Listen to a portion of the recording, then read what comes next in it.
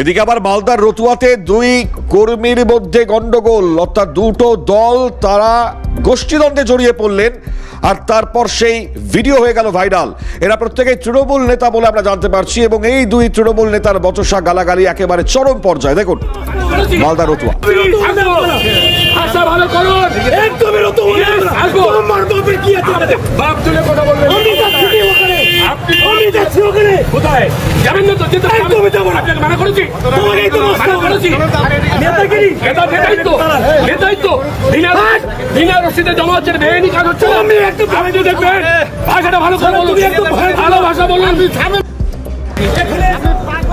রতুয়ার 1 নম্বর এবং 2 নম্বর পঞ্চায়েত সমিতির কর্মাধ্যক্ষ এবং সভাপতি, এই হচ্ছে দুই ব্যক্তি যাদেরকে আপনারা ভিডিওতে এতক্ষণ দেখছিলেন।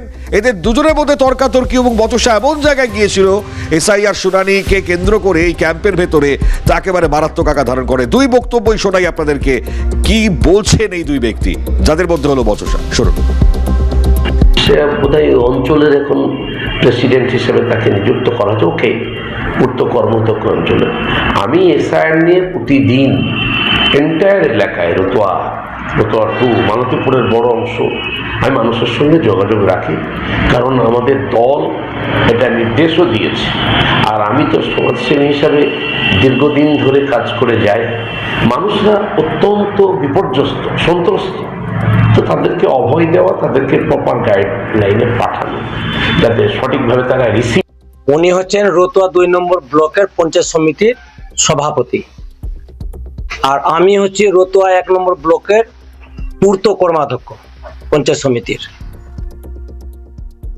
আমরা সবাই জানি যে গোটা রাজ্য জুড়ে যে একটা মানুষকে অশান্তিতে ফেলে দেওয়া যে কুচক্রকারীরা হেনস্থ করছে এসআইআর নামে, গোটা রাজ্য জুড়ে তোলপাড় হয়ে আছে। কাগজপত্র থেকে শুরু করে মানুষের হয়রানির শেষ নেই। সেইখানে দাঁড়িয়ে রতুয়া 2 থেকে এসে রতুয়া 1-এ মানুষকে উল্টাপাল্টা বুঝিয়ে যে এত লেট কেন হচ্ছে, চলো সবাই মিলে ভিতরে ঢুকে ভাঙচুর করি।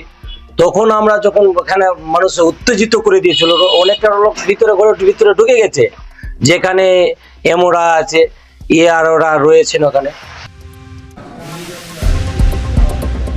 আর এই ঘটনা প্রসঙ্গে বিজেপির কি প্রতিক্রিয়া সেটাও শোনাই আপনাদেরকে। গতকাল সামাজিক মাধ্যমে একটি ভিডিও দেখতে পাই, সেই ভিডিওতে আবার প্রমাণিত হলো তৃণমূল কংগ্রেস একটি বিশৃঙ্খল বর্বর দল, যার নেত্রী সরকারি কার্যক্রম বা জনসভায় দাঁড়িয়ে ভুলভাল কথা বলেন। তার নেতাদের কাছে কি আশা করবে? রতুয়া 1 নম্বর ব্লকের এসআইআর ক্যাম্পের চলাকালীন তার ক্যাম্পের সামনে তৃণমূল কংগ্রেসের 2 নেতা একে অপরকে বাপমা তুলে গালাগালি করছে, মারামারি করছে।